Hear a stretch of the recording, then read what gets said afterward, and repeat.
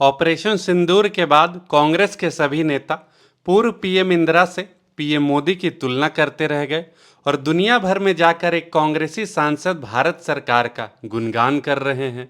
सुनने में ये बेहद अजीब लगेगा, पर बात बिल्कुल सही है। पक्ष के नेताओं से भी ज़्यादा चर्चा में है विपक्ष के सांसद शशि थरूर। चर्चा इतनी ज़्यादा है कि कई कांग्रेसी नेता भी उनसे बहुत खफा हैं कि इतना तारीफ भी नहीं करना है कि विपक्ष को आगे इस पर कोई सवाल खड़ा करने का मौका ही ना मिले और जनता से वोट मांगने में भी दिक्कत हो जाए। तो ऑपरेशन सिंदूर के बाद तमाम देशों में भारत का पक्ष रखने के लिए सांसदों की टीमें दुनिया के दौरे पर निकली हैं। इसमें एक टीम कांग्रेस सांसद शशि थरूर की अगुवाई वाली है, जो अंग्रेजी में ऑक्सफोर्ड को भी मात देते हैं। थरूर गुरुवार को कोलंबिया पहुंचे। इससे पहले वो पनामा और गुयाना गए थे। उनका मकसद पाकिस्तान के आतंकी गठजोड़ को दुनिया के सामने लाना है, जो ये बहुत अच्छे से कर भी रहे हैं। साथ ही भारत का आतंक के खिलाफ रुख स्पष्ट करना है।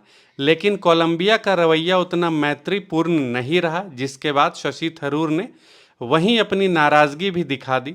स्थानीय मीडिया से बात करते हुए थरूर ने कहा कि पाकिस्तान में मरने वालों के लिए तो कोलंबिया ने दुख व्यक्त कर दिया, लेकिन आतंकवाद का शिकार हुए लोगों के लिए उनके पास कोई सहानुभूति नहीं थी। थरूर ने यह भी कहा कि भारत और पाक में कोई समानता नहीं है। आतंकी हमले के बाद भारत ने आत्मरक्षा में ऑपरेशन सिंदूर किया। भारत चाहता है कि दुनिया के सभी देश पाकिस्तान से ये कहें कि वो आतंकवादियों को पनाह देना बंद करे। शशि थरूर के ऐसे मौके पर राजनीतिक मतभेदों से ऊपर उठकर देश और सरकार के साथ खड़े होने पर उनकी प्रशंसा भी खूब हो रही है।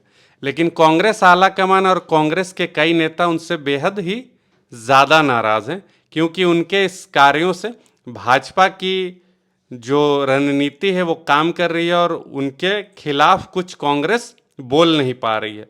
और इसी के साथ ओवैसी भी इन सब मामलों में बढ़ चढ़कर आगे बयान दे रहे हैं। मतलब इतना ऐसा बयान दे रहे हैं कि भाजपा नेताओं ने भी अभी तक ऐसा बयान नहीं दिया है पाकिस्तान के खिलाफ।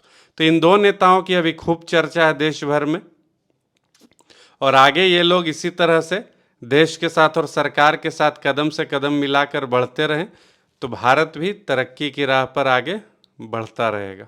दूसरी तरफ पश्चिम बंगाल में टीएमसी से सांसद यूसुफ पठान को जब इस बारे में कहा गया कि आपको भी इन सांसदों की टीम में चलना है, तब उन्होंने साफ इनकार कर दिया और कहा कि मैं अवेलेबल नहीं हूं।